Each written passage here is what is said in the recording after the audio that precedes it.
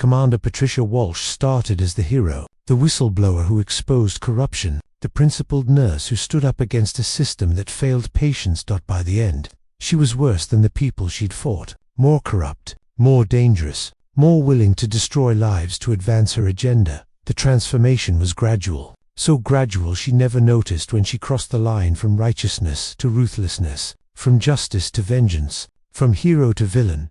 This is a story about how fighting monsters can turn you into a monster, about how the pursuit of justice can become the pursuit of power, about how the righteous can descend into darkness, while believing they're still standing in the light. It started 5 years earlier at Walter Reed National Military Medical Center, when Patricia discovered that Commander Robert Nash was falsifying patient care documentation to improve his unit's quality metrics. Patricia was the chief quality officer. Her job was to ensure patient safety and care standards. When she found evidence that Nash was documenting care that hadn't been provided, she was horrified. These patients didn't receive the treatments documented. Nash is lying to make his numbers look better. That's fraud. That's patient endangerment. She reported it to the hospital commander, expected immediate action, investigation, accountability. Instead, she got resistance. Commander Walsh, Nash's unit has excellent outcomes. His metrics are outstanding. Are you certain these aren't just documentation timing issues? I'm certain they're systematic falsifications. His staff is documenting care before it's provided, sometimes documenting care that's never provided. That's a serious accusation. Do you have definitive proof? Patricia had chart audits, statistical anomalies, staff complaints, but not smoking gun evidence of deliberate fraud. I have enough evidence to warrant a full investigation. An investigation would be disruptive. It would damage morale, and if you're wrong, it would destroy Commander Nash's reputation unfairly. The hospital commander made a decision. I'll speak with Nash about documentation practices, but I'm not launching a formal investigation based on your suspicions. Patricia was stunned. Suspicions? I have documented evidence you have concerns, which I'll address informally, but I won't destroy a good officer's career over documentation timing issues. Patricia left the meeting furious. She'd found corruption, had reported it properly, and it was being swept under the rug to protect Nash. She made a decision. If the system wouldn't hold Nash accountable, she would. That decision was the beginning of her descent. Patricia started investigating Nash secretly, pulling records without authorization, interviewing staff off the record, building a case the official system refused to build. She found more evidence. Nash wasn't just falsifying documentation, he was pressuring staff to document care they hadn't provided, was threatening nurses who raised concerns, was systematically gaming quality metrics to advance his career. Patricia compiled everything into a comprehensive report, documented dates, times, specific falsifications, got 3 nurses to provide confidential statements about Nash's pressure tactics. She took the report to the Navy Inspector General, bypassed her chain of command, filed a formal complaint. The IG investigated, found evidence supporting Patricia's allegations, charged Nash with falsification of official documents and patient care fraud. Nash was suspended pending trial, his career in jeopardy, his reputation destroyed.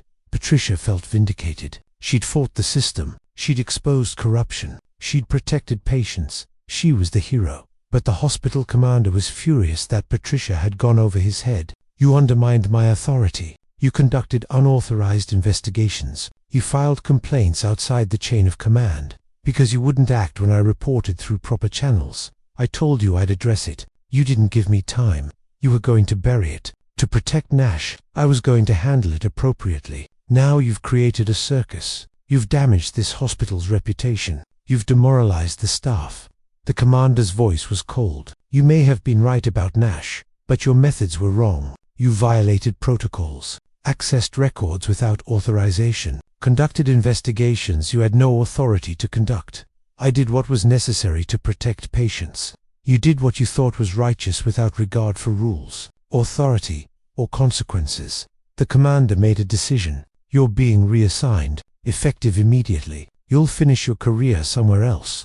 Patricia was transferred to Naval Hospital Bremerton, away from Walter Reed, away from the corruption she'd exposed. Punished for doing the right thing, she arrived at Bremerton angry, bitter, convinced the system was broken, convinced that fighting corruption meant being willing to break rules. That conviction was the second step in her descent. At Bremerton, Patricia looked for corruption, saw it everywhere, in every documentation error, every quality metric that seemed too good, every supervisor who resisted her oversight. She found a pharmacist, Lieutenant James Chen, who had discrepancies in medication reconciliation, small discrepancies, possibly just documentation errors. Patricia investigated, without authorization, pulled Chen's records, interviewed staff secretly, built a case. She reported Chen for medication diversion. The investigation found no evidence of actual theft. The discrepancies were documentation, timing issues, exactly what the investigators said they were. Chen was exonerated, but the investigation had destroyed his reputation. Colleagues whispered, supervisors questioned his reliability. His career was damaged despite being cleared. Patricia didn't apologize. If he was innocent, the investigation proved it. If he was guilty, he got away with it. Either way, I did my job. Her supervisor disagreed. You accused a good officer without adequate evidence. You damaged his career over documentation errors. This is becoming a pattern, Commander Walsh. The pattern is that I'm the only one willing to hold people accountable. Everyone else looks the other way. Or everyone else understands the difference between vigilance and vendetta. Patricia rejected that. She wasn't on a vendetta. She was fighting corruption. If people got hurt in that fight, it was because they'd chosen the wrong side. That rationalization was the third step in her descent. Over the next 3 years at Bremerton, Patricia filed 17 formal complaints against staff members for various forms of alleged misconduct: documentation fraud, quality metric manipulation, patient safety violations, equipment irregularities. Of the 17 investigations, 4 resulted in minor administrative actions, 13 found no evidence of wrongdoing, or 17 damaged the reputation of the accused. Patricia's colleagues started avoiding her, stopped sharing information, documented every interaction carefully, afraid they'd be her next target. Her supervisor tried to counsel her. Commander Walsh, you're creating a toxic environment. Staff members are afraid to make any mistake because you'll accuse them of fraud. That's not quality oversight. That's harassment. I'm holding people accountable. If they're afraid, maybe they should follow protocols more carefully. They are following protocols. You're seeing corruption where none exists. You're destroying careers over normal workplace errors. Or, I'm the only one willing to see what everyone else ignores. Patricia's voice was hard. I exposed Nash. I was right about him. That makes you uncomfortable because it shows the system protects corrupt people. You were right about Nash, but you've been wrong 13 times since then. Don't you think that matters? I think 13 corrupt people got away with it because the investigations were inadequate. Patricia couldn't hear the truth anymore, couldn't accept that she might be wrong. Every investigation that cleared someone was proof the system was corrupt, not proof she'd been mistaken. That inability to self-correct was the 4th step in her descent. Took years into her time at Bremerton. Patricia found a nurse she was certain was stealing supplies. Commander Sarah Kim. Small supplies going missing. Nothing major, but a pattern Patricia believed proved theft. Patricia investigated. Found no direct evidence. No witnesses. No definitive proof, so she created some. She planted supplies in Kim's locker, then discovered them during a workplace inspection. Reported Kim for theft. Kim was investigated. The planted evidence was found. Kim insisted she'd been framed, but she couldn't prove it. Kim was charged with theft, convicted based on the physical evidence, discharged from the Navy. Patricia watched Kim's career, destroyed, and felt satisfaction. She'd stopped a thief the system would have protected. She'd done what was necessary. She'd also crossed a line she could never uncross. She'd fabricated evidence, framed an innocent person, become exactly what she'd been fighting. But she told herself Kim had been guilty, that the planted evidence was just making visible what Kim had hidden, that the end justified the means, that self-deception was the 5th step, the point where Patricia stopped being a flawed hero and became a villain.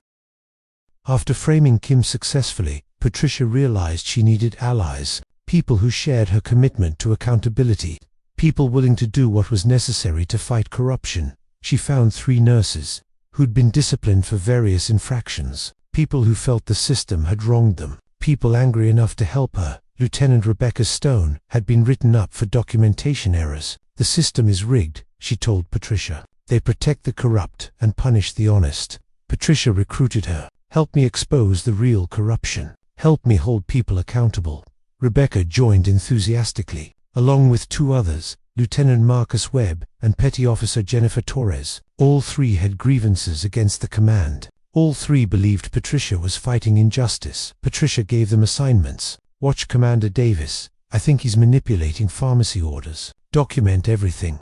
Watch Lieutenant Chen. I think she's falsifying patient assessments. Get me evidence. Watch Captain Rodriguez. I think he's covering up patient safety incidents. Find proof. Her network became Patricia's surveillance system for people looking for corruption, finding it whether it existed or not, because that's what happens when you're looking for evil everywhere you find it, even when it's not there. Over the next year, Patricia's network discovered corruption in 7 different staff members. Each investigation was built on thin evidence, circumstantial patterns, and planted documentation. Commander Davis was accused of medication diversion, based on pharmacy orders that Patricia's network had falsified. Lieutenant Chen was accused of patient care fraud, based on documentation discrepancies that Stone had created. Captain Rodriguez was accused of covering up safety incidents, based on reports that Webb had backdated and altered. All 7 were investigated. All 7 were eventually cleared when thorough investigation found the evidence was questionable or fabricated. But the investigations destroyed reputations, created suspicion, damaged careers, and Patricia kept getting away with it, because she was so convinced of her righteousness that she was convincing. She believed she was exposing real corruption. That belief made her lies sound like truth. The hospital commander finally called her in. "Commander Walsh, we have a problem. 7 investigations in 1 year, all initiated by you, all ultimately This isn't vigilance, this is systematic harassment. It's systematic corruption that you refuse to address, or it's systematic false accusations that we've addressed by clearing innocent people. They're not innocent. They're protected. There's a difference." The commander studied her. "Patricia, do you hear yourself? Everyone you accuse is guilty regardless of what investigations find. Everyone who clears them is corrupt. You've created a worldview where you're always right and everyone else is always wrong. I'm right more often than the investigations show, because the investigations are designed to protect people. The investigations cleared you when you were accused of unauthorized record access. Were those investigations corrupt too?" Patricia had no answer to that, because admitting those investigations were fair would mean admitting current investigations were fair, and she couldn't do that without her entire worldview collapsing. "I'm being transferred again, aren't I? You're being investigated for evidence fabrication. We have reason to believe you planted evidence in the Kim case and possibly others." Patricia felt ice in her stomach. "That's ridiculous, is it? Because 3 people have come forward claiming you asked them to create evidence against targets you wanted investigated. Her network, her allies, they were turning on her." The Navy Inspector General investigated Patricia, the same office she'd gone to when she'd exposed Nash 5 years earlier.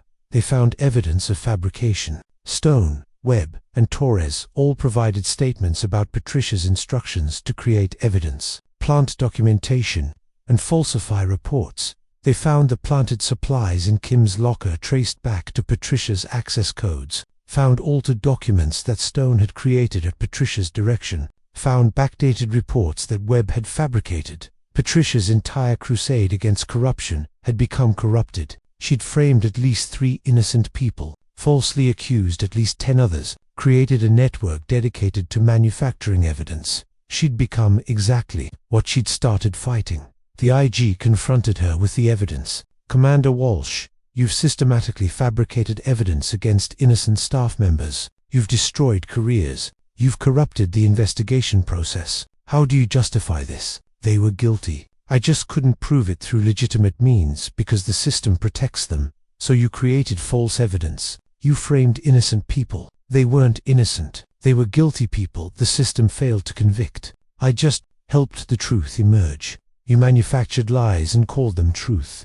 The investigator looked at her with something like pity. "Commander, you started as someone fighting corruption, but you've become more corrupt than anyone you accused. Do you understand that?" Patricia didn't understand, couldn't understand. In her mind, she was still the hero, still fighting the good fight. The fact that she'd had to break rules, fabricate evidence, destroy innocent people, that was just the cost of fighting a corrupt system. She'd descended so far into darkness that she couldn't see the light anymore, couldn't recognize that she'd become the villain. Patricia was charged with fabricating evidence, making false official statements, obstruction of justice, and conspiracy. The same types of charges she'd pursued against others.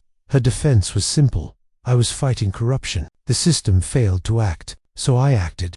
The prosecution showed she'd framed innocent people. Commander Kim was cleared posthumously after serving 3 years. She was innocent. You destroyed her life with planted evidence. She was guilty of theft. I just couldn't prove it legitimately. So you framed her. I revealed what was hidden.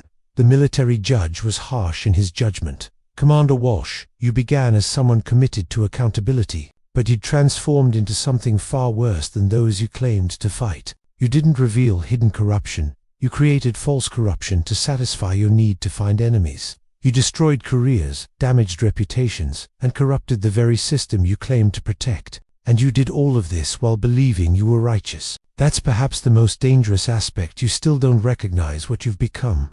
Patricia was sentenced to 8 years confinement, dishonorable discharge, and forfeiture of all pay and benefits. She stood in the courtroom, hearing the sentence, still believing she was the victim of a corrupt system punishing her for fighting corruption. She never understood that she'd become the corruption. Patricia sat in the Naval Consolidated Brig, writing appeals, still fighting, still convinced she'd been wrongly convicted. She'd connected with other inmates who felt wronged by the system, created a network inside prisons similar to the one she'd created at Bremerton.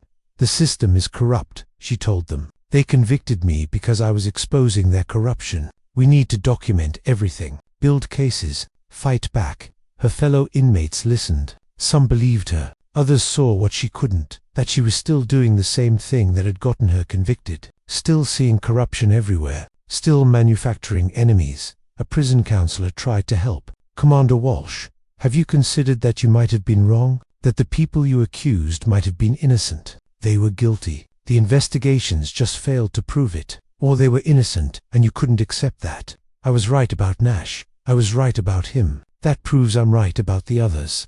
You were right once. You've been wrong dozens of times since. Don't those wrong accusations matter? They weren't wrong. They were unprovable within a corrupt system. The counselor realized Patricia would never change. She'd constructed a worldview where she was always right. All evidence against her was corrupt, and anyone who disagreed was part of the conspiracy. She'd descended so far that there was no coming back.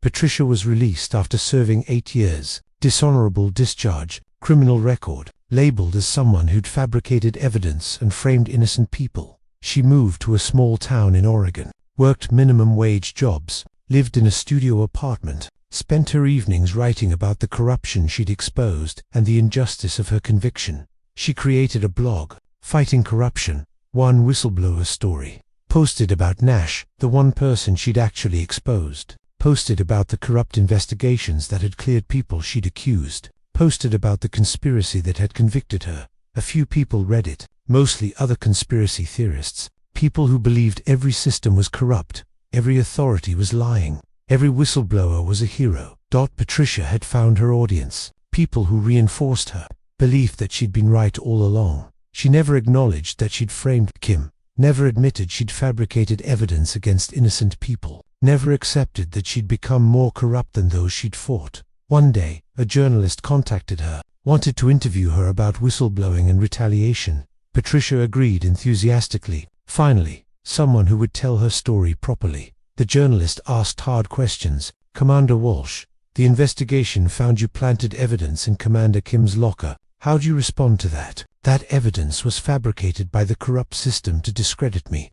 But 3 people testified you directed them to plant evidence. They were your own network. They were coerced into testifying. The system threatened them. Commander Kim was posthumously cleared. She died, maintaining her innocence. Doesn't that suggest she might have actually been innocent? She was guilty. She just didn't live long enough to be proven guilty properly. The journalist published the interview with the title, When Fighting Corruption Becomes Corruption, The Descent of Patricia Walsh. The article didn't portray Patricia as a hero. It portrayed her as a cautionary tale. Someone who'd started with good intentions and descended into the very evil she'd claimed to fight. Patricia read the article and was furious. Another corrupt journalist. Another part of the conspiracy to silence her. She never saw the truth, never understood what she'd become. Commander Kim's family received a formal apology from the Navy. The evidence against her was proven to have been planted by Patricia. Kim's record was cleared. Her discharge was changed to honorable posthumously. Kim had died 5 years earlier, killed herself in civilian life after years of struggling with the false conviction that had destroyed her career. She'd maintained her innocence until the end, and she'd been right. Patricia saw the news about Kim's exoneration. Her response on her blog: "This just proves how corrupt the system is. They're rewriting history to make me look bad. Kim was guilty. This exoneration is political." People who'd followed Patricia's story saw this response and finally understood. She was never going to accept responsibility, never going to acknowledge what she'd done, never going to see that she'd become the monster. Her former supervisor at Walter Reed, who'd first resisted Patricia's Nash investigation, saw the blog post and felt a mix of emotions. She was right about Nash. He told a colleague, "I should have acted faster on her complaint. Maybe if I had, she wouldn't have felt the need to go rogue. Maybe she wouldn't have descended into fabricating evidence. Or maybe she was always prone to this. Maybe Nash was the one time her paranoia happened to be correct, and she spent the rest of her life trying to recreate that validation." Either way, she started as someone trying to do good, and she ended as someone who destroyed innocent people while believing she was saving them. That's the danger of self. Once you believe you're always right, you can justify anything. Patricia Walsh lived the rest of her life believing she was a hero who'd been persecuted by a corrupt system. She died at 72, still writing blog posts about the conspiracy that had destroyed her career. At her funeral, attended by only a handful of conspiracy theorist followers, someone said, "She never gave up fighting corruption." But the truth was darker. She never stopped being corrupt while believing she was fighting it. She'd started as a hero, ended as a villain, and never understood the difference. That's the tragedy of righteous descent. You fall so gradually into darkness that you never notice you're no longer standing in the light.